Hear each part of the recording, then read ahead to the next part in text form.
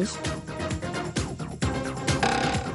A dolog úgy szokott kezdődni, hogy jön néhány lázadó fiatal, aki nagyon meg akarja mutatni magát. Dől belőlük a hit és az energia, aztán elcsábítja őket a siker és a pénz. Elszürkülnek és feloszlanak. A repülők sosem volt ilyen. A fiúk túl voltak már néhány nagy sikeren és jókedvűen, egymást és másokat felvidítva, máskor elgondolkodtatva, kerestek egy adag pénzt, majd feloszlottak. Következzék Magyarország legvidámabb marketing akciója, a repülők. A felemeló és felemeló. Nagyon.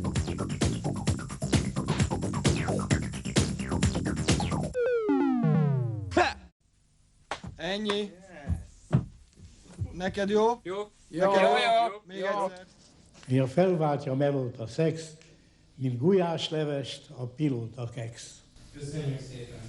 Az első emeletnek az 1983-as, vagy 84-es, 83-as azt hiszem lemezén volt egy Dadogós Break című dal. Ez volt gyakorlatilag az első olyan típusú dal szerintem Magyarországon, amiben fura módon ez a műfaj egy kicsit úgy kikacsintott. Bár akkor mi ezt nem tudtuk, hogy rapnek hívják. Ezt mi nem is így hívtuk, mi ezt akkor breaknek hívtuk. 82-ben csináltuk a Dadogós Breaket, mert egyrészt ugye break is volt, meg zene is volt, csak ugye a Mikinek valószínűleg a nagyobb ismertsége révén előbb jelent meg a lemeze, de 82-ben még az emelet ugye nem volt ismert. 84-ben jött csak ki a lemezünk, azt hiszem az Övéspont 84-es volt az a break lemez. Tehát mi 82-ben csináltuk az első ilyet, meg csináltunk még a Péterrel egy reklámot, azt is valamikor akkor, tehát ezt lehet egy picit később. Nem emlékszem, az is ilyen reppes volt. Melyik az? A papírgyár. Ezt akartam mondani, erre annyira emlékszem gyerekkoromban. Téged vár a papírgyár. 80-as évek végén, 88-89-ben nagyon sok helyre hívtak dobolni. Hívott a Gerendás, hívott a Varga Miklós, hívott a Rózsi. És hát probléma volt az Elsmet zenekarban, az Elsmet határozottan kijelentette, hogy már pedig az Elsmet dobosa az Elsmetben játszik, aztán slusszpassz. És még mondtam, hogy hát értsetek meg, én nem akarok elmenni a zenekarból, de nekem a szakmai fejlődésem, vagy egyszerűen kívánom a többi zenét. Tehát az egy dolog, hogy én téged nézlek, meg engem nézel, meg mi téged nézünk, meg mi játszunk ezeket a nótákat, de azért én szeretnék más nótákat is játszani. És ráadásul jazz zenekarok hívtak, meg szóval nagyon érdekeltek ezek a feladatok. Arra, hogy ilyen típusú szövegírással érdemes próbálkozni, tehát hogy a szójátékos gondolkodás jellemezze a szövegírást, az tulajdonképpen annak is köszönhető, hogy ugye a diplomamunkámat az Karintiból írtam, és rengeteget olvastam tőle. És az egyik ilyen kis glossájában vagy krokiában ír arról, hogy szembe jött valaki vele az utcán, és megkérdezte tőle, hogy hívják az éhes bálnát, ugye az az abálna. És akkor a Karinti ezen felháborodott, ilyen ostoba viccekkel hülyítik őt, és hazament és düböl írt, nem tudom én, 60 ilyen állatnevet, ami ilyen szójátékokból lett összerakva. Ez abban a korszakban volt, amikor már az Elsmet erősen bukott, de ezt ők nem akarták elismerni. Határozottan állították, hogy majd most a 80-as évek vége, és majd most itt lesz ilyen változás, úgy politikailag, mint zenében, és akkor jön egy új kiadó, és majd figyeljem meg, úgy...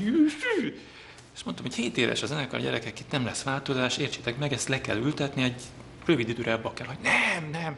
Mondom, jó? Akkor most van április, éppen turnéba voltunk, április 18-a, május 1-e és január 1-e között akkor tesztek ki, amikor akarjátok, de én január 1-től akkor nem vagyok a zenekar tagja, mert értsétek meg, nekem menni kell, nekem más zenéket kell játszani.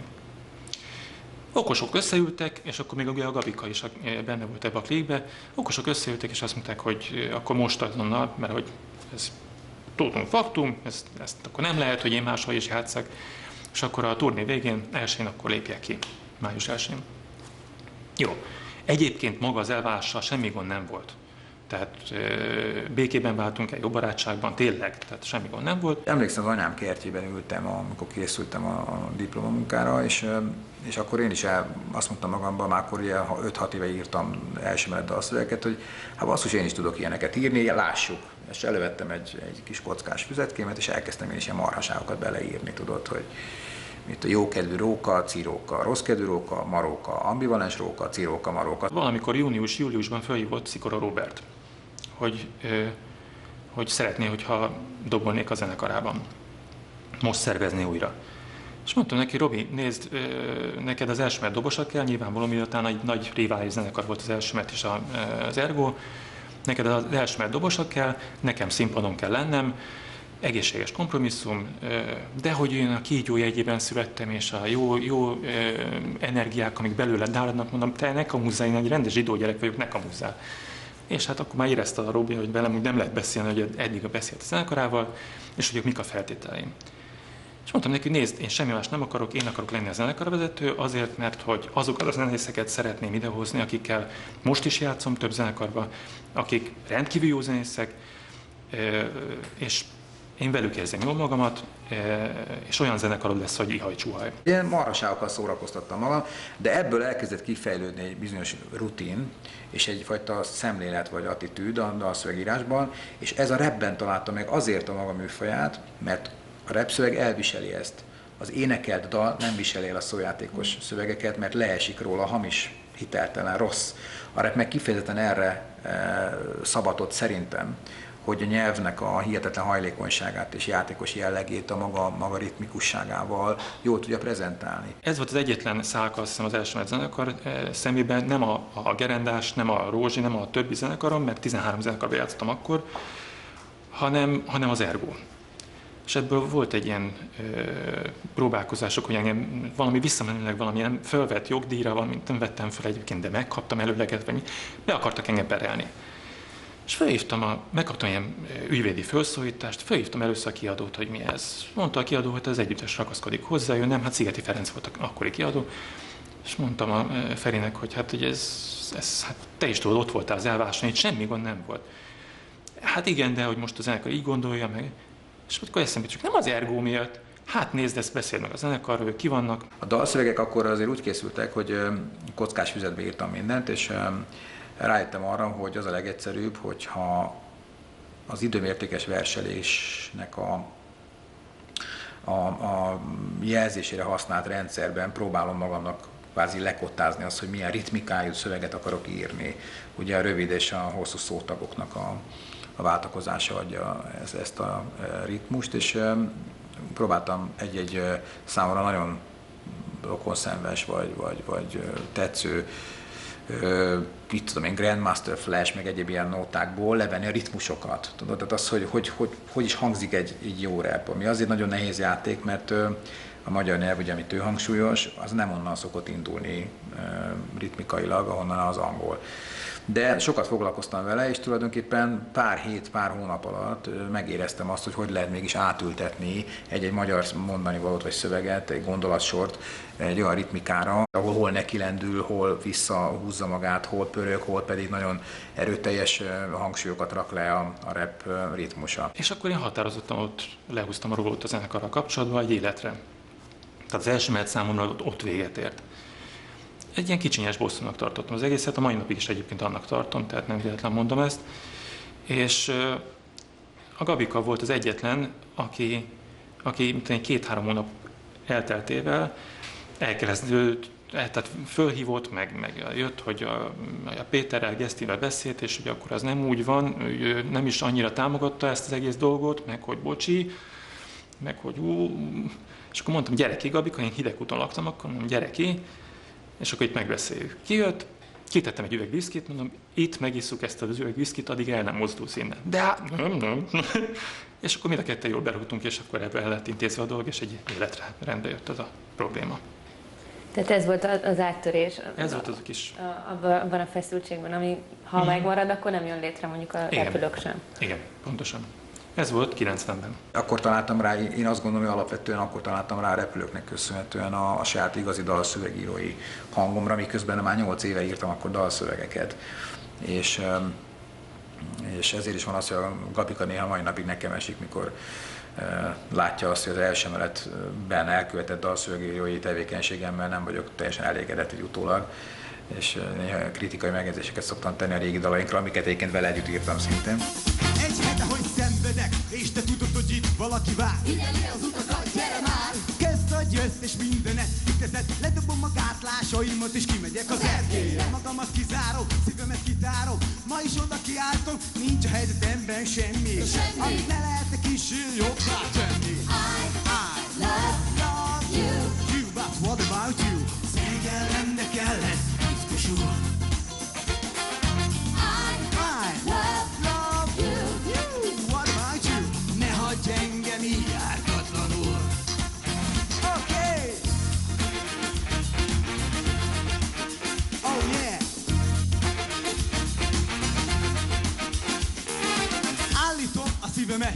nyom, leromlott a bizonyítványom. S az állapotom, az se normális. Kérdeztem az orvost, ugye hormonális. Kivizsgált, és végül is így szól. Kutya baj, csak egy átlagos szívkor. Meggyógyul, 8 napon túl is eltart. Tünetei szűnnek majd. I love you.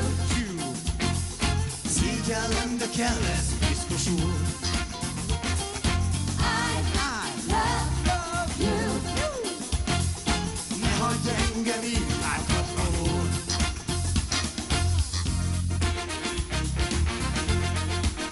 Oh yeah! Ágyal, lázza, nagyapám velem magyarázza a fülembe. Leszek tudni minek, hogyha nincs kivel, kérdem én, mire így felel. Ugyanaz a nő lesz gyermekeid anyja, anyós a lánya, és eljön a napja, hogy nem érted, nem ezt kérted. Miért tett veled, érted az élet?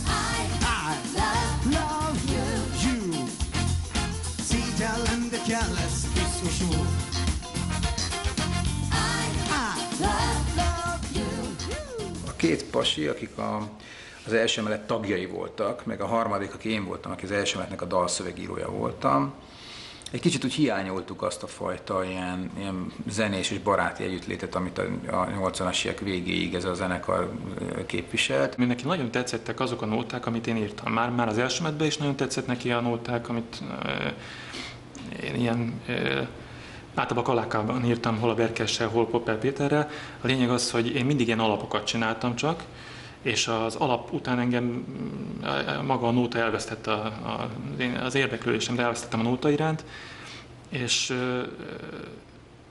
valahogy ott mindig kellett, aki segítsen, hol a Popper Péter volt, hol a Berkes. Akkoriban azért ugye én folyamatos slágerlistákat vezettem, meg jártam vidékre kvázi mint DJ fellépni. És azt érzékeltem, hogy nincsenek olyan magyar zenék, amikre szívesen táncolnának, csak olyan klasszikusok, mint a Petroleumlámpa, meg a, mit tudom én, a 8 óra munka, 8 óra pihenés, amikor jó részegen dajdajoznak a fiatalok egy diszkóba hajnalban, és nagyon kevés olyan zene volt, ami ne lett volna cikki. Tehát azért a Neoton és az Zoltán Erika életmű az még ott így kísértett, de azért a fiatalabbak már azt nem szerették. Viszont rengeteg külföldi zenét hallgattak, és azoknak egy jelentős része az már vagy rap betéteket tartalmazott, vagy kifejezetten rap alapú dolog volt. A Péter tette szerintem jól használhatóvá a magyar nyelvet, tehát az ő rímei, meg szófordulatai szerintem abszolút jól működnek. Hogy hogyan lett ebből együttes, hát azért ez egy hosszú történet. Ez ugye egyáltalán nem annak indult. Akkor a 90-es évek elején kezdtem el így kifutó fiúból befutó fiú lenni. Tehát én akkor kezdtem el műsorokat vezetni a Danubius Rádióban, a Magyar Televízióban, mert beérett már addigra több műsorom volt. És akkor egy nagy forgásban, pörgésben például emlékszem, hogy a Danubius Rádióban úgy vezettem műsort rendszerint, hogy az intróira a különböző zenéknek így ilyen kis rap-szerűségeket, inkább ilyen kis rigmusokat költöttem. Gondoltam, hogy ez lesz az én műsorvezetői, nem tudom, logóm, vagy nem tudom micsoda. És ez odáig fajult, hogy egyre több ilyet írtam, és közben a Gabikával úgy összejártam néha, meg a Michellel, és aztán azt gondoltuk, hogy a gyerekek, itt van egy-két ilyen új, mi ez, hip-hop, vagy valami ilyesmi típusú zene, kéne valami ilyesmit csinálni. Mert hogy már 2 éve, vagy másfél éve akkor nem írtunk dalokat együtt. Megszűnt az első emelet zenekar gyakorlatilag, és egy ilyen új korszak kezdődött, ráadásul volt még egy, ami ezt jelezte, hogy a rendszerváltás maga, mint olyan, ugye az ott a kezdetét vette. Az emelet az megállt, és akkor a Michel egy ilyen 1 év szünet után, mert ő már nem volt a zenekarban, elkezdtünk ilyen alapokat csinálgatni. Ő hozott ilyen jó kis ritmus képleteket, meg patterneket, ötleteket, akkor én kitaláltam hozzá ilyen refréndallamokat, meg harmonizáltunk, tehát elkezdtünk így gyúrni dalokat közösen, és nem volt vele még semmi konkrét terv, hogy most akkor ebből mi legyen. És aztán végül is arra a megállapításra jutottunk, hogy tök jók, akkor csináljunk nótákat, és a guest ír szöveget, és majd keresünk valakit, aki előadja. Tehát egy ilyen produceri tímként akartunk dolgozni. Mint külföldön is vannak ilyen különböző előadókat futtatnak, és akkor majd azok szépen befutnak. Mi meg, amikor ők eladták az aranylemezt, otthon ülünk és várjuk a postást, és ez hihetetlen méretű kasza lesz, és ez milyen nagyon klassz lesz. Hozzáteszem, hogy igazából nem nagyon emlékszem már a nevekre, akiket megnéztünk akkor. 2-3 sráccal, meg fiatal ilyen csapattal találkoztunk. Mondom, hogy rap versenyeken nézegettük őket, aztán nem lettek ők ismertek, egyikük sem. Vagy egy arcot talált, vagy egy táncos talált, vagy egy énekes talált, de olyat, aki gyakorlatilag színpadképes volt, jól tudott rappelni, esetleg el tudott énekelni egy refrént, olyat nem talált valóban. Nem akart így összejönni ez a dolog. És akkor kitaláltuk azt, hogy mi lenne, ha Péter lenne az, aki előadja ezeket a dalokat, mert hogy neki jól megy. Felejtsétek el, mondta a Gesztiát, ne hülyéskedjetek, hát én bent a rádióban vezetek műsorokat, én komoly ember vagyok, jó, hát nem, szó nem lehet róla. Jó, megint eltelt 2-3 hét, aztán egyszer csak visszahívott engem a Geszt. És akkor mondtam, hogy hát figyelj, én egyedül ezt nem vállalom be, mert nincs is kedvem egyedül ezt csinálni, gyertek ti is, égessétek magatokat ti is, aztán meglátjuk, ha jól fog menni, akkor csináljuk, ha nem, akkor meg jó, abba hagyjuk. Hát azt felejtsd el. Hát szóban nem lehet, figyelj, én a Rózsinál játszom, én jazz triókban játszom, hát ne hülyeskedj már, én itt a Gerendásnál játszom, én komoly emberekkel vagyok, én eszem, hát figyelj, én dobos vagyok, hát mit csináljak én egy rap trióban, hát nem, hát hülyeskedj már, nem, szóban nem kerülhet. Perkes Gábor mit mondod? Ő ugyanazt, ő más vonalból, de hát nem, hát ez nem, nagyon gáz meg. Különben, és hát mit csináljunk mi ott meg, hát ne hülyeskedj már, Péter. Ez vagy te, vagy senki. Hát akkor megint ült a dolog 3 héten keresztül, és akkor erre megint nem tudom, hogy melyikünk kezdeményezte, de akkor valamelyikünk fölhívta a másokat, vagy én a Berkest, vagy ő engem, teljesen mindegy már. Hogy akkor próbáljuk meg ezt így megcsinálni, mintha ez egy zenekar lenne. Természetesen minden kötelezettség nélkül, csak ilyen kísérleti jelleggel. És akkor úgy gyúrtuk a gombócot, és aztán kitaláltuk, hogy jó, akkor ez legyen egy ilyen alkalmi zenekar, mit tudom én, egy lemezre vagy egy évre csináljuk, de hát ez egy ilyen meghatározott program, nem is nagyon terveztük, hogy ez most milyen kifutással, vagy egyáltalán hogy fog működni. Csináljuk meg. Mi az elején tényleg úgy csináltuk, hogy majd lesz belőle valami. Ha bejön, ha nem jön be. Michel meg a Gabika már reklámok készítéssel foglalkozott, hangstúdiót üzemeltettek, zenészerzéssel foglalkoztak, én műsort vezettem, meg reklámügynökségesdit játszottam, meg nem tudom mi, ez egy olyan vagy bejön, vagy nem dolog volt, tudod, és ezért is volt jó, mert nem volt semmi tétje. Tehát tényleg egy ilyen játékos dolog volt, csak egyben különbözött a korai játékos próbálkozásaitól az embereknek, hogy profi zenészek voltak már mind a ketten, és még egy érdekesség volt, hogy túl voltak egy csalódáson, tehát túl voltak azon, hogy egy nagy siker, amit az első emelet elért a 80-as években, azután szépen elkezd elkopni, és utána megszűnik. Tehát, és ez benne volt abban végig az egész repülők működésében, hogy ne várjuk meg ugyanezt az életciklust, amikor fölmentünk, elkopunk és lezuhanunk, hanem hogy ez csak egy olyan röppálya legyen, aminek csak felszálló ága van. Mindegy, hogyan nevezett, hogy magázod vagy negezed, mert belőle csak egy van, ő a némbe van.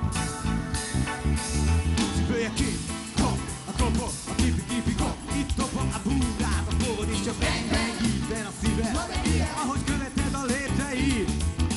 Bomba agy és bomba test, ha meg egy IQ-teszt, ami jól is testene, ha kellene, de nem kell.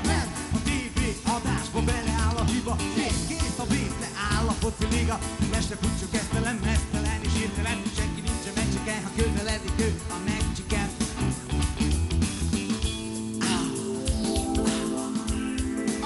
Sonja, ajajajaj, Gabi, Fata, gyönyörű combok és igazán szép cső, azt lihegi a no divine nature.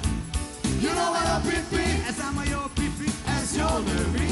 Minden van, kézen, hogy régen van, te vagy a csúcsetlen a városban. Minden van, kézen, hogy régen van, csúcsetlen a városban. Minden van, érzem, hogy régen van. Te vagy a csúcsetlen a városban. Minden van, érzem, hogy régen van. Te vagy a csúcsetlen a városban. Number one, yeah, number one. I love you.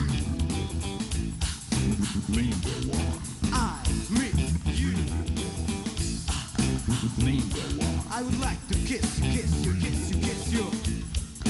Number one. You got number one. Volt egy ilyen ruházkodási időszak, Geszti felhasználta az összes régi kapcsolatainkat, meg baráti dolgokat, hogy összeszedjük a ruhákat. És akkor fölruházott minket egy cég. elmentünk különböző divattervezőkhöz, hát annak idején a Lucia például, meg ilyenek emberek segítettek, tényleg ilyen női övekkel, meg nem létező napszemüvegekkel. Emlékszem, ilyen nagyon vastag aranyláncok voltak a nyakatokban. Ami egyébként mondom, egy női öv volt egyébként. Aha. Tehát annyira nem aranylánc volt, hanem sárga rész volt, és női öv volt. És hát a Mercedes nyelvén mondjuk azt nem engedte a gesztő, hogy fölvegyem, de az lett volna a csúcsa a történetnek. Gabika mindig azt hangsúlyozta, hogy azt szerette legjobb, hogy végre rövid nadrágban mehet a színpadra föl, tudod, hogy nem kell rendesen felöltözni. Az, hogy nem kellett megfelelni már például a 80-as évek szép fiús imidzsének, amit az első emelet a sikerei egyik attribútumaként kezel, tudod, hanem itt az lehetsz, aki vagy. Itt új világ van, itt mindent lehet. Itt lehet hülyéskedni, lehet szabadabban jönni-menni a színpadon. Egyrészt ez volt benne, a másik pedig az, hogy ezzel egy picit szerintem rögtön mentegettük magunkat magunk előtt, hogy hát ha nem jön be, nem olyan nagy baj, végül is mi ezt csak viccnek gondoltuk. De ahhoz viszont azért több pénz volt befektetve, hogy így az egy másik kérdés. Én most igazából a belső motivációjáról beszélek, hogy mi erre hogy gondoltunk akkor. És amikor észrevettük, hogy ez brutálisan bedurrant, persze akkor már más gondoltunk róla egy kicsit. Kerestünk magunknak így menedzserirodát, illetve segítőket, akik klipben meg egyébben tudnak velünk együttműködni, és akkor a Kapitány Ivánnal elkezdtünk dolgozni, akinek ugye volt akkor egy friss ilyen ügynöksége, akik eleve a menedzselésben segítettek, meg hát ő nagyon jó klipeket csinált nekünk, és hát ilyen úttörő mozgalomszerűen kezdtük el, tehát még abban nem volt semmilyen pénz meg bevétel, tehát csak próbáltunk valamit összehozni. Végig benne volt ez, hogy bármelyik pillanatban abba hagytuk volna, még annál is korábban, mint hogy abba hagytuk, hogyha valamelyikünk elkezdi ezt mondani, hogy de most már ez túlságosan üzletszerű, de most már ez túlságosan ilyen. Ez nem zárja ki azt, hogy egyébként pontosan úgy kezeltük, mint ahogy addigra megtanultunk a marketingben működni. Tehát ez teljesen egyértelmű volt, hogy a zenekarok azok nem pusztán művészeti produkciók, hanem bizony termékek is, amelyeket piacra kell tenni, és amelyeket föl kell futtatni. És erre akkor sem, és most sem állt professzionális menedzsment Magyarországon rendelkezésre. Ez túl kicsi a magyar zenei piac, hogy kitermelje a maga profiait. Azt gondolom, tisztelet a kivételeknek, inkább félprofik vannak ebben a háttériparban Magyarországon. Illetve fáradt profik, akik egykori zenészből vagy valami hasonlóból vedlettek át menedzserré.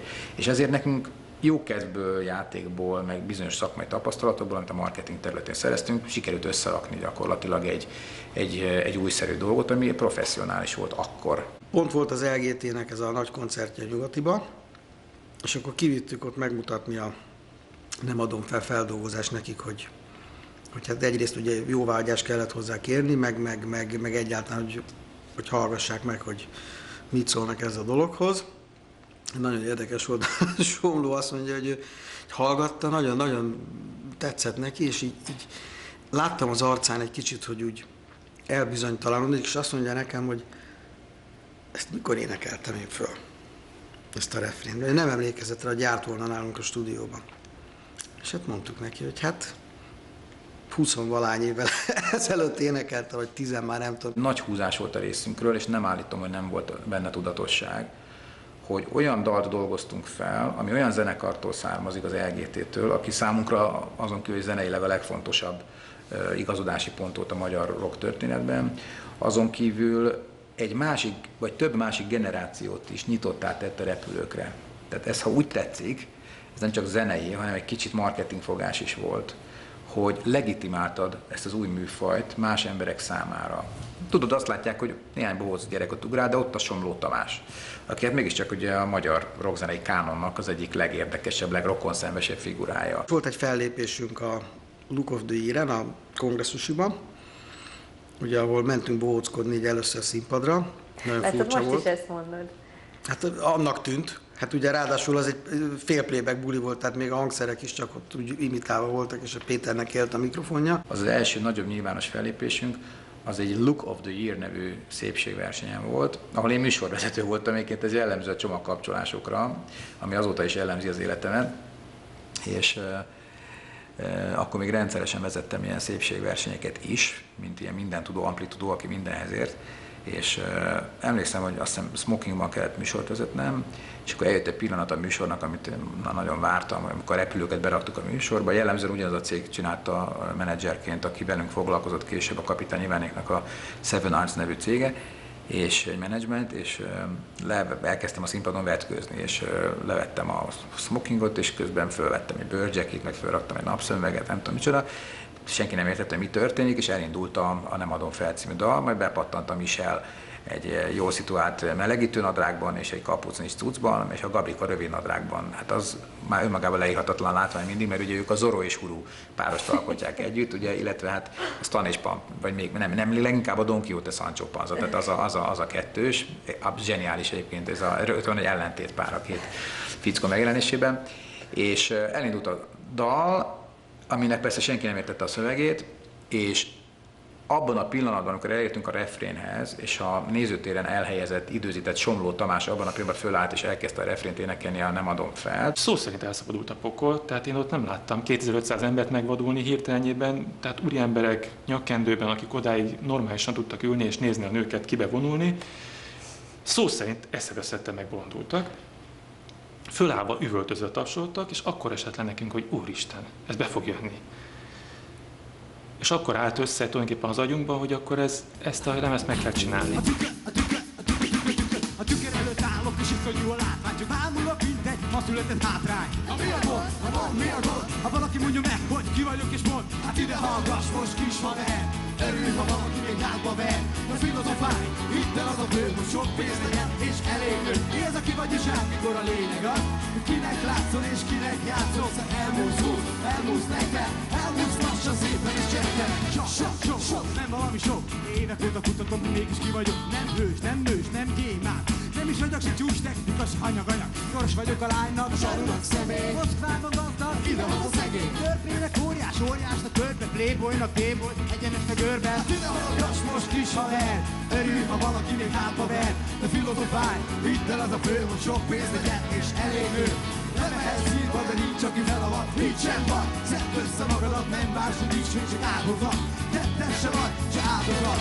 De nehogy már a nyúl vigye a vadász puskát, a befőtt pedig elvigye a nagymamát. Én kérdezek, amíg szétesek, ha nincs, aki felel, én nem adom fel. Nem adom fel, míg egy darabban látsz. Sorok! Nem adom fel, míg életben találsz. Nem adom fel, míg nem robban a szél.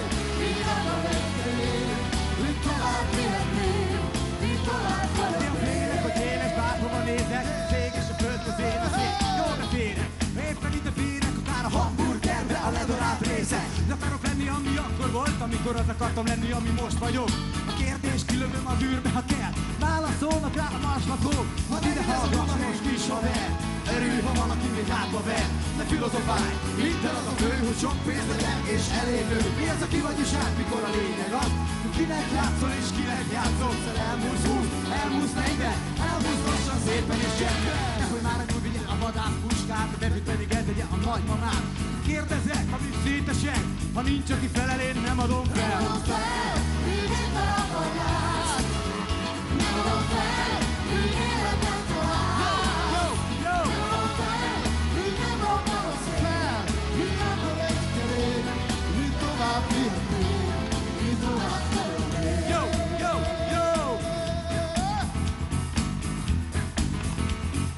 Mindenki, kezeket fel!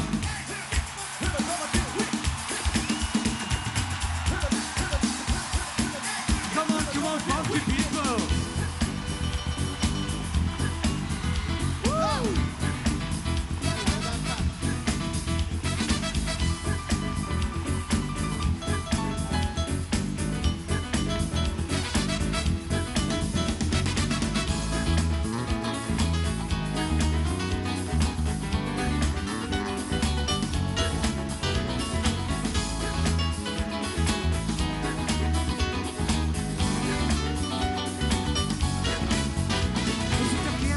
Amíg szétesek, ha nincs, aki felel, én nem adom fel. Nem adom fel, míg egy darabban látsz. Yeah, nem adom fel, míg életben találsz.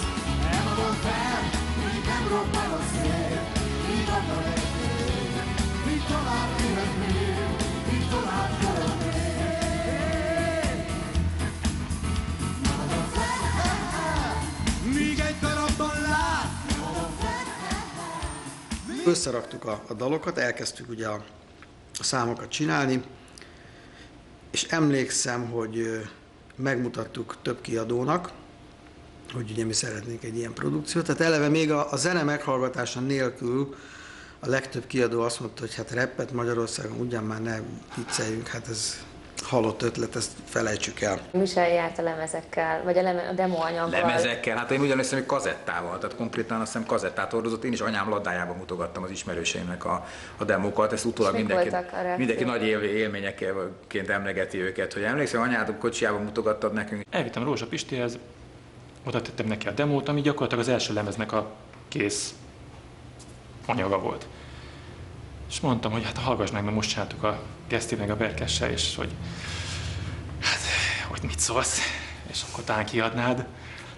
És Pisti, hát nem tudom, te mi sem nézsz, hát te a Rózsinál dobolsz, tudod, és hát ez a Geszti, ez egy ügyes gyerek, meg hát kedvelem én is, de hát a magyar rap az halott. Péternek is mondták, hogy jó, nagyon jó rádiós, mert ugye rádiózott akkor, meg hát hogy egyébként, de hát úgy, hogy komolytalan. A feleségem az ugyanezt mondta, mint a Rózsa Pisti, hogy de ez olyan gáz, olyan ciki, hogy ne csináld. Hál' Istennek az én feleségem, az én drága Juditom, az minden áldott üzleti vállalkozásom, mert ugyanezt mondja, és mindegyik bejön, hál' Istennek, úgyhogy én most már gyakorlatilag csak azt csinálom, hogyha van valami ötletem, akkor elmondom neki, ha nem tetszik neki, tuti. Emlékszem, a Michel akkor ugye a Damiennel játszott sokat, és hát neki is azt mondták, hogy hát ne blamálja már magát ilyen hülyeséggel, mert hát ő egy komoly produkcióba dobol, és hát inkább azt csinálja. Tehát így nem nagyon bíztattak minket, így finoman szólva. Tehát akkor most ezt dobjuk így a kosárba. Nem szólok a Rózsinak. Amikor egyszer mutogattuk ugye a cuccot valahogy a Gabika stúdiójában más zenészeknek, följött a Novai Gábor, aki ugye hát azért egy nagy slágerszerző volt a maga Hungáriás és Dolly Rollos életművével, és meghallgatta, és azt mondta, hogy figyelj, ha ez nem jön be, akkor semmi. Tehát fura módon ő megérezte azt, hogy ebben sláger van, meg még valami van, hogy elkapja a kor ritmusát. Az eseményről annyit, hogy közben ugye a Magneoton ki is adta az első lemezt, erre 2 hónapra. Jós Pisti meghallgatta, ő vinnyogott az egésztől, mondta, hogy neki is szokatlan a történet, de azért ő ebbe belevág, ő lát ebbe fantáziát. Gyakorlatilag 3 hónap alatt 150 000 példányt adott, és még a maradék 1 év alatt még 100-at. Ehhez hozzá tartozik, hogy én találkoztam a Rózsa Pistivel körülbelül fél évre erre a beszélgetésre, aki a korrektséghez való dologhoz azt csinálta, hogy oda ment a falhoz, és úgy, ahogy van, tiszta erőből lefejelte a falt. Hát ott elkezdtünk futni a dolgok után, tehát pillanatokat kiderült, hogy lett kiadó, elindultak a fellépések, megcsináltuk az első klippeket, ugye hát akkor még nem volt ennyi televízió, mint most, tehát végül is egy klip elkészült, és az 1 vagy 2 helyen ment, az már gyakorlatilag azt a fél ország azonnal látta. És pillanatok alatt híre ment a dolognak. Tehát azt mondom neked, hogy egy ilyen 1-1,5 hónap alatt ez a történet ez nagyon beindult, nagyon nagy lendülettel, és hát kellett nekünk is 1-2 hónap, mire úgy átálltunk erre a szintre, ahol ez a dolog volt, mert addig még csak úgy konyhába elsütögettünk, és aztán kiderült, hogy hát elég nagy lesz a vendégsereg, úgyhogy többet kell főzni a kelleténél. Az első lemez nagyon-nagyon gyorsan, nagyon nagy fogyást produkált, iszonyú mennyiségű buli lett, iszonyú mennyiségű hakni, amire mi nem voltunk felkészülve. Elkezdtük ugye ezt a haknizást, hogy jártunk a diszkókban, meg a klubokban fellépni, 2 táncos lánnyal, ez a fél playback technikával, és rettentő módon rosszul voltunk tőle, tehát nagyon, nagyon idegen volt ez a pálya nekünk. Jók voltak a bulik, meg remek hangulat, meg mindenhol lógtak a csilláron, tehát ezzel nem volt baj, csak zenész szemmel nézve azt éreztük, hogy ez méltatlan ehhez az egész történethez. Hát az pusztító volt, tehát az a 2,5 hónap, az emlékszem, az olyan volt, mint hogyha annyi idő alatt 5 évet öregettem volna. És akkor tapasztaltam meg, hogy tulajdonképpen milyen magyar zenésznek lenni. Akkor. Az szörnyű volt. Tehát nagyon sok pénzt lehet vele keresni, hát relatíve nagyon sok pénzt, de beülni egy mikrobuszba, és hogy mondjam, gyakorlatilag 1,5 napig járni a vidéket, azt se tudod, hogy hol szállsz ki az éjszakában, a hajnalban, egyszer mész be egyik büdös diszkóból a másikba. Hát az egyszerűen, tehát az egy demoralizáló erejű dolog. Viszont hát nyilván marha jó promóció volt, mert akkor egy-egy diszkóban bizony, hát ott több ezer ember is volt vidéken. Abszolút irreális világ. Van egy diszkó, ahol elmennek az emberek szórakozni, ott megjelenik egy ilyen sztár, és elkezd 3-4 nótát eltáncolgatni, a sztár utána hazamegy, valamikor hajnal 3 óra, 4 óra, 5 órakor hazaér, lefekszik aludni, föl kell délután, és aztán elvégzi a maga a kis dolgait, és aztán este megint elmegy egy diszkóba. És megmondom őszintén, egyrészt a Péter se ilyen ember, és mi ketten a Berke se főleg nem voltunk ilyen emberek. Egyrészt az elszerzés, meg az egyéb dolgaink, mert mi mindannyian a reklámszakmában dolgoztunk már akkor is. A nappali életmódhoz kötöttek. 1-2 pedig én effektív nem tudok az ágyban maradni 7-8-nál tovább. Nagyon sokat röhögtünk, tehát mondjuk arra azért emlékszem, hogy volt olyan, hogy Székesfehérváron konkrétan egy gulyás ágyúba kellett átöltözni egy diszkónak a konyhájába, hát minősíthetetlen helyek voltak, és azt hiszem akkor lett igazán elegem, amikor 5-ször mentünk át a tömegen, mert egy olyan helyre mentünk, ahol nem lehetett külön hátul fölmenni a színpadra, hanem valahogy úgy, nem tudom én, egy ilyen nagy autószerelő üzemből átalakított valami helyi vállalkozó egy diszkót, és egyszerűen mindig úgy kellett átmenni, az öltözőből át kellett menni a nézőtéren, hogy fölmesse a színpadra. És akkor 5-ször vágtak hátba részegen, hajnali 5-kor izzadtan, hogy Petikém, szevasz, jó csávó vagy, mondj egy viccet, vagy mondták el, hogy az ő húgukat tettem magamévá egy héttel azelőtt, azt sem tudtam, hogy ki az. Szóval akkor azt mondtam, hogy köszönöm szépen, ez most egy kicsit elég lesz. De akkor miért vállaltatok fel ilyen bulikat? Hát mert így hirtelen az elején el kellett indulni. Ugye az volt, hogy népszerűsítsük a zenekart, az iroda elkezdte szervezni a bulikat, és gyorsan lekötöttek egy csomó fellépést, mert mindenhol hívtak minket. És aztán ez volt novemberben, és akkor decemberben azt mondtuk az irodában, hogy na akkor stop. Egyszer csak megszületett az egyik ilyen hajnali reggel 5 órai hazaérkezéskor a döntés, hogy na ebből elég, ennyi volt, több diszkóakné nem lesz. De ezek olyan gyorsan teltek, hogy mit tudom, elkezdődött szeptemberben a diszkóakné, és október, novemberben valamikor kijelentettük, hogy még december hónap 10-ig, aztán kész, nem, soha többet. És akkor a hiányot nem érzi meg egy zenekar 92-ben? Hát anyagilag hogyne? Anyagilag rettenetes vágás volt. Hát én akkor fejeztem be az építkezést, nekem az egyébként, mint magánember nagyon jó jött az a pénz. De tudomásul kell venni, és egyébként a Péternek ez nagyon jó érzéke van, hogy ha tovább akarsz lépni, akkor mindenképpen valami újat kell csinálnod. Fú, de magvas mondat volt. Az egyik ilyen kedvenc történetünk az volt, hogy, és ez jellemző volt ránk, ugye a Michel és a Gabika, ők már fiatal apukák voltak. Ugye már gyerekek várták őket otthon. Ezért nem az volt, hogy beültünk egy autóba és úgy viselkedtünk, mint egy igazi zenekar, tudod, kaja, pia, nők, ez az, üzent, hanem ült 3 decens fószer egy izében, beült az Bohocnak, tudod, járta a vidéket, és a következő dialógok zajlottak az autóban, hogy te, Michel, mondja a Gabika, hátulról Michel vezet, hol lehet hótfarkú cserepet kapni, ugye, mert akkor építkezett épp. És Michel mondta, hogy hát figyelj, bemész a nem tudom, és ott második emeleten jó, van egy elég jó. Most ilyen témák mentek a Repülők zenekar életében, hajnali 3-kor, miközben gondolom mindenki azt gondolta, hogy na most az 52. kis rajongó lányt gyűrjük magunk alá éppen, és brutálisan részegen valahol dajdajozunk. Ez nem egy ilyen zenekar volt, tehát ebben egészen más dolog jött létre, de nagyon szólt az a 2 év, ilyen értelemben az együtttartozásról is, együtttartozásról, meg a barátságról.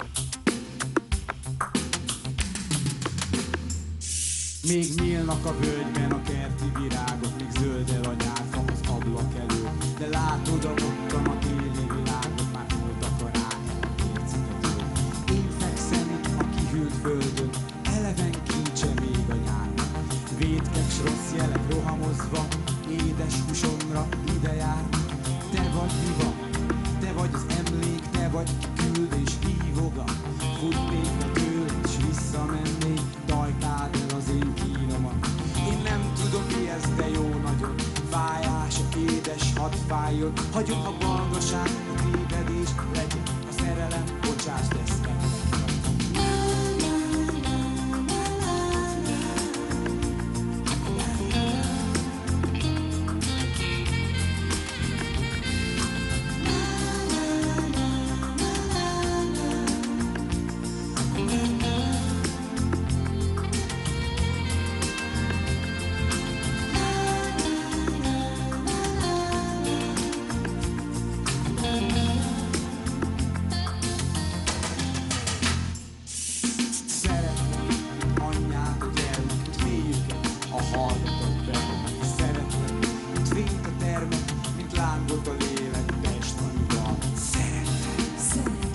Jobban szélném ölelni hosszan a fát.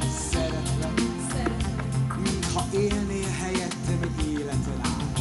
Úgy érzem, men akár a vérem, nyitott szememben a világ. Fájdalmaim a létezésben, a képüvegben a szilág. Körömbe kusza az élet, kusza a sors. Vérdez hittel, hűséggel állít, akkor én a halálos ágyig beléd fogodzom.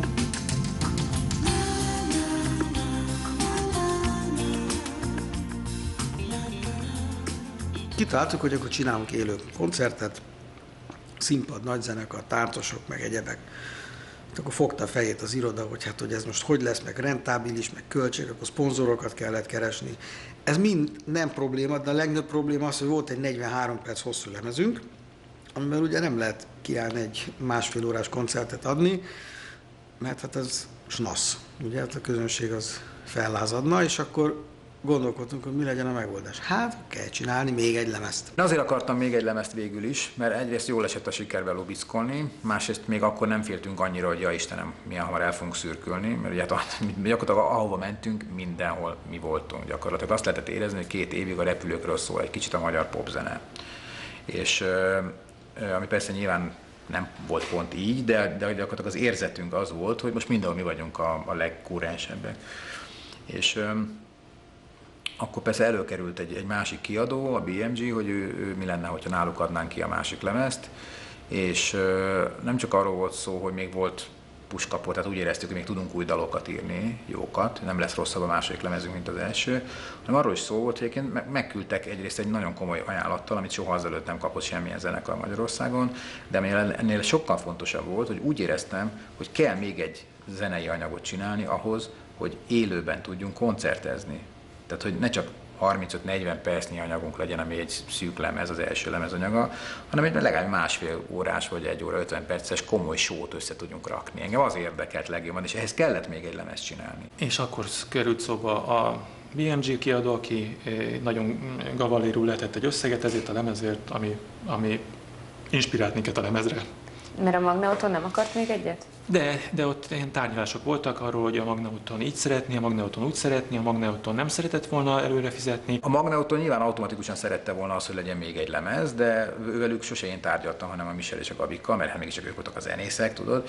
És valahogy úgy tűnt, hogy a Magnauton nem akart annyi, hogy mondjam, anyagi erőforrást fordítani, ahhoz képest mekkora siker volt a Repülők egy új lemezre, mint amennyit mi akkor gondoltunk, illetve hát volt egy gyanú, hogy abban az elképesztő, hogy mondjam neked, tényleg üzleti káoszban, ami a 90-es évek szabadrablását jellemezte minden piacon, abban azt gondoltuk, hogy azért lehet, hogy ők ott is kerestek ezen pénzt, ahol mi nem, és akkor ehhez képest még kevésbé, hogy mondjam, nagyvonal az ajánlat, amit ők tettek. Mi nekünk volt egy kicsit megbent bizalmunk a Magnauton fele.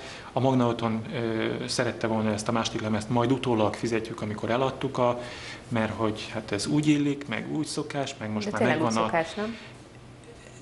Hát figyelj, akkor, amikor van egy 250 000-es első lemez, utána azért biztos vagy benne, hogy 100 000-et a másodikból tudja, hogy el fogsz adni méghozzá nagyon gyorsan. Tehát akkor az, a popzenében ez szokás, akkor az volt a szokás, most már semmi, hát most már 500 példányoknál beszélünk, tehát akkor az volt a szokás azért, hogy na azért nézzünk egymás szemébe beszélni, te ezt a 100 000 példányt elfogadni 1 hónap alatt, vagy másfél hónap alatt. Szurkold lennek meg ezt az összeget, és akkor jobb hangulatunk van. És akkor ők mondták, hogy de hát, és akkor jött a BMG, aki azt mondta, hogy uraim, ha átjönnek hozzánk, mi azonnal. És akkor mondtuk, hát, na jó. esendőek vagyunk. Na mindegy, szóval tényleg lehet ezt úgy mondani, hogy szépen megfogalmazni a lényeg, pénz beszél, kutya ugat. Jött a BMG, letette a pénzt az asztalra. Nekünk arra a pénzre egyébként szükségünk a turnéhoz, tehát feltétlenül be akartuk építeni a turnéba. 2 ciklusból állt, és aztán vagy 19 vagy 20 nagy koncertet csináltunk, és hát iszonyú technikai, meg egyéb háttérrel, ami Magyarországon példátlan volt abban az időben, tehát utazó koncertre gyakorlatilag ugyanazt az apparátust vittük el vidékre, mint amit a sportcsarnokba szoktak így összehozni zenekarok. Ez vonatkozott a színpadméretre, a világításra, közreműködőkre, technikára, hát két busznyi ember, 4 kamion, tehát valami elképesztő mennyiségű eszközt vittünk el a vidéki városokba, ahol ott is nézték, hogy milyen zenekar jön ide. Az emberek úgy jöttek a repülőkoncertre, hogy tudták, hogy jókedven fognak elmenni. És ez egyszerűen varázslatos volt, és tulajdonképpen tényleg olyan volt az egész nyár, mint egy nap jól sikerült nyaralás. És azt éreztük, hogy egyre többen jönnek mindenhol. És a komoly tömegek jönnek el a koncertekre, azt hiszem a Siófokira emlékszem talán leginkább, ami a döbbenetes volt, 8-10 ezer ember jött el, és azt éreztem, hogy olyan, mintha nem is magyar zenekar lennénk, hanem mintha egy nyugat-európai, nagyon profi nagy projektben vennénk részt.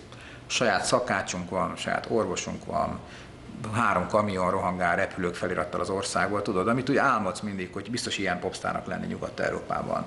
Ezt meghozta a nyári turné. Véget ért a nyári turné, jött az ősz, közben volt egy-két videóklipforgatás, meg ilyesmi, és ez a turné egyébként anyagilag a zenekart, mert ha közös kasszát nézzük, akkor azt úgy leamortizálta, hogy kell.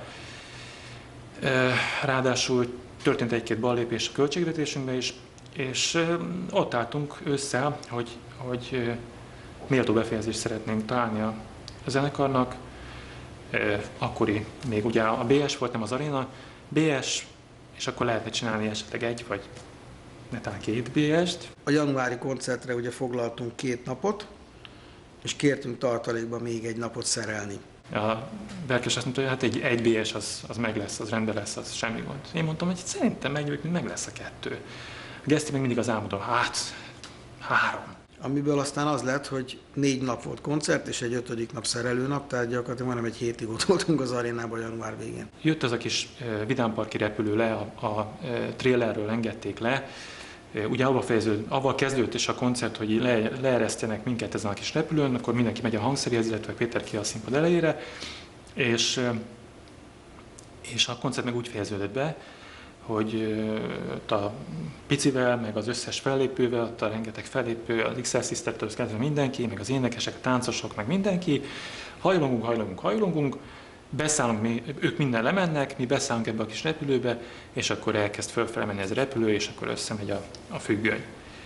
És az első nap is könnyes volt a szemünk, amikor a második nap is, a harmadik nap is, és azt ugye ritkán lehet elmondani, és egy 50 éves, lassan 50 éves embertől meg még szentimentálisnak is hangzik, de valóban az volt, hogy fölmentünk, és már félúton volt, és még nem ment össze a függöny, és mindhárman úgy bőgtünk. De úgy. Tehát tényleg így kapaszkodtunk egymásba, kis izzadt kezünkkel minden, és patakzott a könnyünk. És főleg azért, mert hogy ezt végigcsinálni úgy, hogy barátok maradtunk, hogy soha nem veszekedtünk, nem tudunk példát rá. Egyszerűen nem tudunk példát rá. Én vagyok a Jenő, a menő, belevaló gyerek, belevelővel ám az agyam, hiszen eszem izzó, az eszem izzó, bizony. Ha már, legyen kövér, legyen eszetek, aki ma keszeget, teszeget, az kevés. Nincs hűnben a baj, kimosom a hajam, kimosom a hasam. És hát indul a kis haut, akarom, aranyom, nyom s lerombolom, nyomban a gallérom. Lánc, kicsi szalon glanc, come on everybody, jön a Tour de France. Elhagyom a hotelt, megbolom az opelt. És hát indul a kis az élet szél, légy, hogy én még szent vagyok.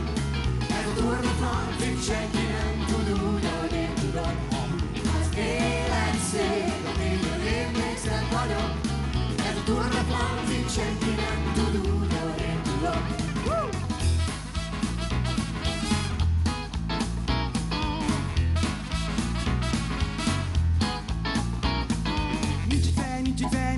Nincs egy fej, jó fej a vidéken. Én is épp csak ne néztem ide. Aki az, aki ide áll? Figyelem, látható az ideál. Jól megy a rex, nyugi-hugi lesz szex. Ha arra tekereksz, ahol a heverőm fekszik, akkor egy akkora buli jön az ágyban. Az anya csavarúj menetet szül a nászba. Menekül a golyón, teszem a zsozsón. És már indul a kis, a gép csak tép. Jön a cikk, meg a cap, hangos a fal. 20 kilowatt, majd a fele, haza fele, falu füle lesz tele vele. Ha gyere, húzzunk bele! Elveszem a kanyar, üteteket nem zavar. És már indul a kis az élet szél. Így, hogy én még szebb vagyok.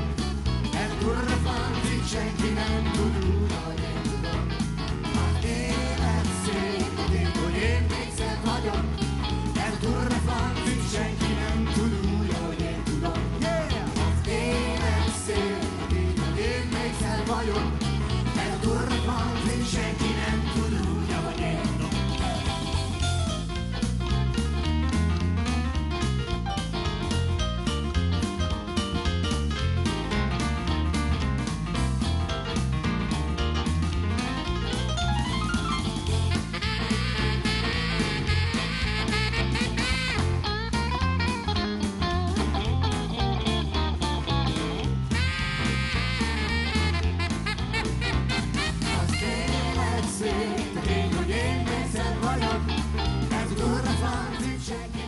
akkor jött el egy olyan időszak, amikor annak ellenére, hogy nagyon tudatosan készültünk el, hogy abba hagyjuk, utána azért abban az értelemben volt nehéz fölkelni, hogy föltette magának az ember a kérdés, hogy na és most hova tovább?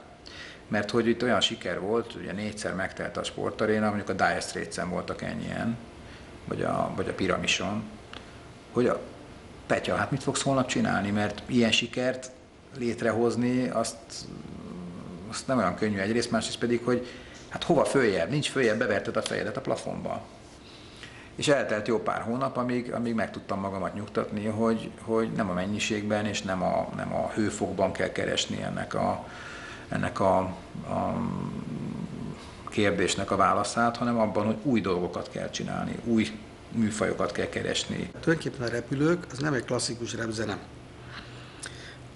Ha megnézed szerkezetileg a dalokat, azok popdalok, slágerek, Tehát verze-refrén felépítésű slágerek, ahol a verzéket rappel váltottuk ki. Tehát tulajdonképpen mindegyik dalnak van egy fütyülhető, dudolható, klasszikus értelembe vett slágerrefrénje, amik közé be vannak ékelve a rappek. Egy-két dal van csak, ahol szinte végigrepelés van, de egyébként mindenhol ez a klasszikus szerkezeti forma él. És talán ebben is volt a dolognak a sikere, hogy egy rap dalból, főleg abban az időben, a 90-es évek elején nem lehetett slágert csinálni, mert az emberek szeretnek énekelni. Dudolni egy dallamot, énekelni egy kis ritmust, egy szövegecskét, és ahhoz egy ilyen klasszikus rap típusú dal nem alkalmas, hiszen ott szövegelnek, mondják végig, vagy ismétlődik valami egysoros kis történet. Itt meg voltak a klasszikus slágerelemek, mint bármilyen akkori világslágerben, és talán ettől lett ennyire jó. A repülőknek az egyik siker oka az volt, hogy benne lüktetett az a korszak. Benne lüktetett a 90-es évek átalakuló magyar társadalma, benne lüktetett a sok új jelenség, és benne lüktetett egy picit egy újfajta, általam viszonylag tudatosan kreált világ, aminek az egyik része az a nagyon tudatosan végig gondolt, hogy mondjam, önálló világteremtési eszközrendszer volt, amit a Hungária... Ez a reklámból is jött, de még a Hungáriában. Tehát én nagyon szerettem a Hungáriát, és annak idején láttam, hogy megteremtettek egy saját világot. Ami nagyon zárt volt, meg bizonyos értelemben túl könnyed is, de nagyon jól működött, és nagyon attraktív volt, könnyű volt bele merülni, lehetett szeretni azokat az egyszerű slágereket, a felvállalt, bóvliszerű, bombószerű dolgokat, a megteremtett figurákat, a Duci Jucitól a Randi Andin át, nem tudom. Volt előképe bizonyos értelemben a számomra, de ennél többet akartam, mert ennél viszont sokkal valódibb dolgokat akartam. Tehát amikor a kezembe került ez a dolog, és megértettem, hogy mit csinálunk tulajdonképpen, akkor tudtam, hogy én akarok arról beszélni, miről szól a korszakunk. A Nem adom fel, az én egyik ilyen útkeresésem, hogy mi a fenét csináljak akkor, amikor bajban vagyok. A helyi Terminátor az akkor nyíladozó, szélső, jobboldali, radikális élményeknek a feldolgozása volt, ugye? Hát ezt nem mondtam volna meg. Olvasd el a szöveget, és látod, ez nagyon fura dolog, mert mindenki csak a felszínt kapta el a slágerszerűségekben, miközben a mélyében, és szerintem ez volt a sikerének a másik oka, ott nagyon komolyan megalkotott dolgok voltak, de slágerek voltak. Tehát a helyi Terminátorban a sok pici Sztálin, sok icipici Hitler van, programozott, pogromozó, sok fémszívű károkozó. Ezt a világon mindenhol így csinálják, hogy vannak a zenészek, és vannak a reklámszakemberek, akik eladják azt a bizonyos terméket. Igenis, annak az eladónak időnként csinálni kell botrányt, vagy mit tudom én, ki vannak találva annak a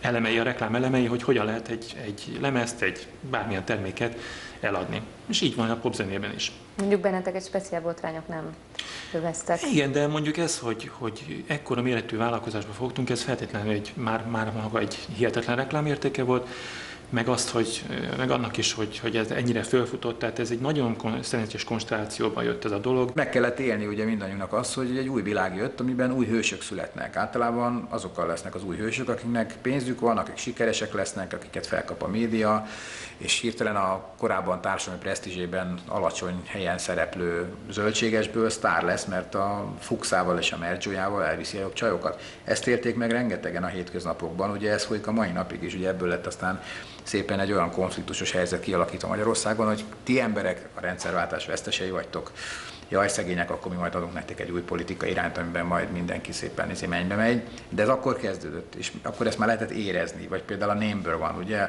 az egy ugyanolyan típusú szlogenként, hát hogy mondjam, csak megalkotott dolog volt, mint mondjuk egy ilyen randi-andi, vagy egy hotelmentól, tudod? Tehát a saját hőseinket teremtettük meg ezekben a dalszövegekben, nagyon jó kódolható, vagy inkább az emberek számára dekódolható társadalmi környezetnek a releváns pillanatai voltak ezek, de hozzáteszem, nem szeretnék szociológiai fejtegetésebe vagy bonyolódni, mert én ezt inkább, hogy mondjam, jókedvből és érzésből csináltam, de azt tudtam, hogy annál többet akarok, mint a Hungária. Tehát, hogy tényleg azt akarom, hogy a Repülők az a 90-esek elejéről szóljon, és ha utólag meghallgatod, akkor ne csak a zene miatt gondold azt, hogy arról szól, mert akkor éppen egy ilyen zenei trend volt, hanem hogy bizony ezek a dalszövegek megjelenítenek valamit abból, ami folyt körülöttünk akkor. Az is nagyon szerencsés volt, hogy 3 normális emberről volt szó, és ez nagyon hülyén hangzik az én számból, de tényleg lehetett volna közöttünk ebbe a szakmában nem ritka egy időt alkoholista,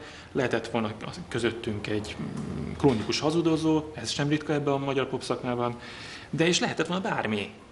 De az, hogy 3 normális ember, aki ráadásul akkor is szerette, meg mai napig is, 20 év elteltével is szereti egymást, nagyon ritka. Ugye nagyon szerencsésen rátaláltam, vagy rám talált például a Dés Laci, aki ugye egy teljesen más irányba vitt el engem, mint szerző is, aki egyébként pont a Repülők együttes búcsú koncertjén a Budapest Arénában volt jelen, mert a lánya meg akarta nézni, és ő eljött, és akkor tulajdonképpen annak köszönhetem, hogy utána én lettem a Dzsungelkönyve szövegírója, mert akkor figyelt fel a Laci, akinek totálisan más zenei ízlése van egyébként, mint amit a Repülők valaha képviselt, akkor figyelt fel arra, hogy itt milyen játékos, jópofa szövegek vannak, amire ott is szükség lett hirtelen. Tehát ilyen értelemben már a Repülők adott tovább egy másik korszaknak és egy másik világnak. Csak hát ugye nyitottnak is kellett lenni, tehát ugye pont az volt az érdekes, hogy én tudtam azt, hogy teljesen más műfajt kell keresni, mert ebben nincs már keresni való ilyen értelemben, nem anyagilag, hanem intellektuálisan vagy szakmailag. Nem is szabad ugyanazzal foglalkozni, mert úgyis mindig azzal fogják összehasonlítani később az emberek, és soha nem tudsz aztán olyan sikeres lenni, mint amiben így véletlenül beletaláltál. Ugye Presser Gábor mondta nekem azt, hogy a régi sikereidet nem tudod legyőzni.